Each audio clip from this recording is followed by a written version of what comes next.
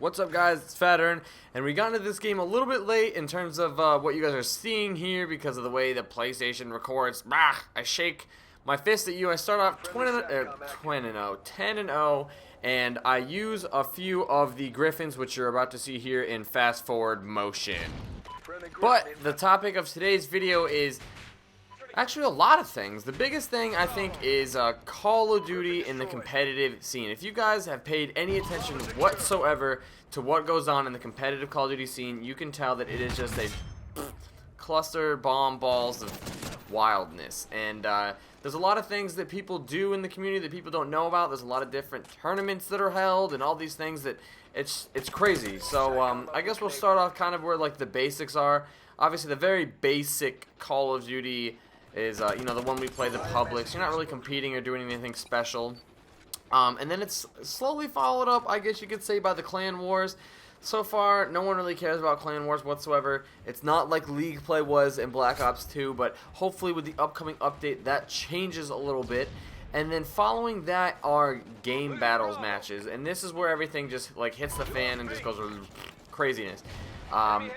Game battles for the most part could be 1v1s, 2v2s, 3v3s, or 4v4s, and the 1v1s are usually like 1v1 search and destroy, 2v2s are 2v2 search and destroy, 3v3s, 3v3 S&D, and 4v4s, I believe they allow you to do things like blitz, domination, and search and destroy.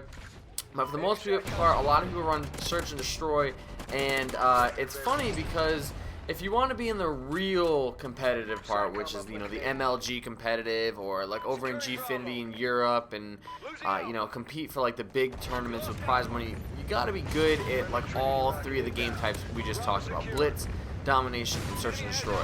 And most people only play, maybe I wouldn't say most, but a lot of people just practice and they do their 2v2 teams or their 3v3s, and they only do search and destroy.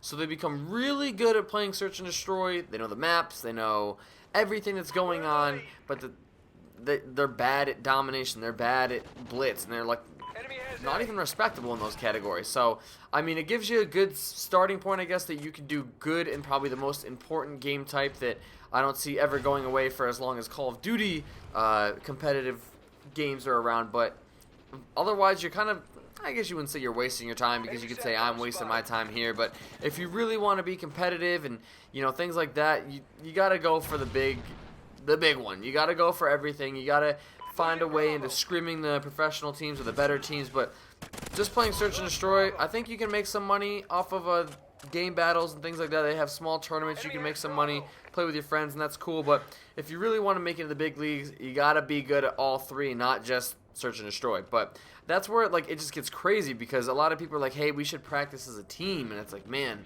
if I want to practice as a team with some people, I gotta play a lot of search and destroy. And not that I don't like search and destroy, but it's just it's crazy, especially when some people, that's the only game mode they play. They only play search and destroy. No domination, no blitz, or like in Black Ops 2, there was no hard point, no CTF. They just played search and destroy. So to get involved in that's real tough. There's no like you know, in the NBA or something like that. I'm about to get knifed here. Spoiler alert, I'm trying to go for a chem, and obviously that happens. That's my favorite thing. But you know, you start out in certain leagues, but you all basically play the same thing. In the NBA, you know, I guess you go to middle school and high school, and eventually you either go to college or over to Europe to play. And while you're over there, the rules aren't exactly the same. There's some minor differences, but overall you're playing the same game. You're all playing basketball. You're all trying to get the ball in the hoop. There's traveling. Some stuff isn't the same, like goaltending, so minor rules. But other than that, you know, it's the same game.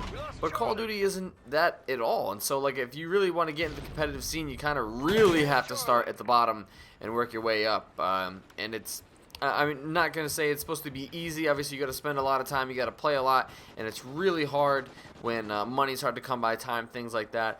So, it's weird right now in terms of like getting into the competitive scene itself.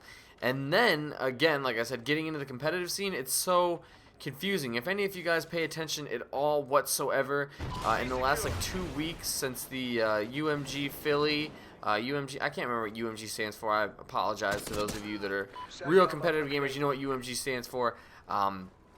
ever since then, for the pro gaming teams, all the rosters have just flipped like upside down. And I guess the beginning of this started last year when the first big change. I think there was like a team called like VVV. They don't even exist anymore. Impact was Frico Impact. That entire team split up, and now 3 of them are on the same team, but they won the championship. They won the entire thing last year. Then they were getting kind of disrespectful and wild and stuff, and no one wanted to sponsor them even though they were so good, so they just kind of bailed. They went their own separate ways.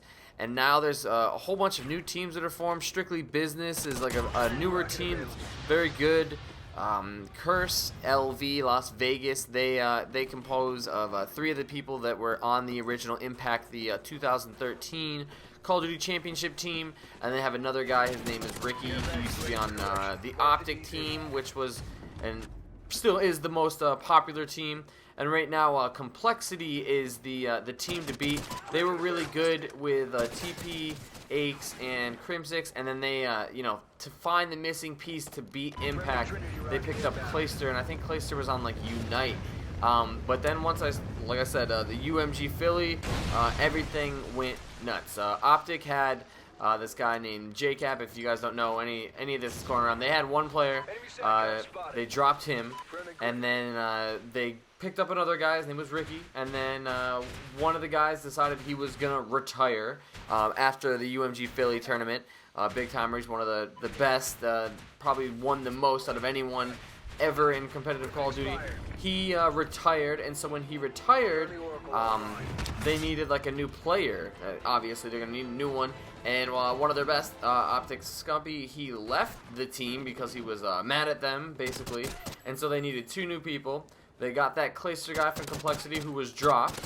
I'm not going to go through all the changes, but their team just in the last few weeks has gone from, like I said, the JCap, Big Timers, Nate Shot, and Scump, and they were, what was it? They had Ricky instead of JCap, then instead of JCap and, or Big Timer and Scump, then they had Ricky, Parasite, Clayster, and Nade Shot. Then after that, that just blew up, and it was Nade Shot, Clayster, Embos, and a guy named Saints. And then Saints left. He went back to his original team. Parasite went back to his original team before that. And then Optic actually got back their original guy, Scumpy. He left for 2 weeks to a team called Envious. Envy, actually one of their best players, went to be, or not, maybe not the best, who cares. He went back to being the coach for the team. And then Scumpy, obviously, like I said, bailed and came back to Optic. And then another one of their players, Proofy, just bailed today. And this video is being done on Monday, or Tuesday if you didn't know.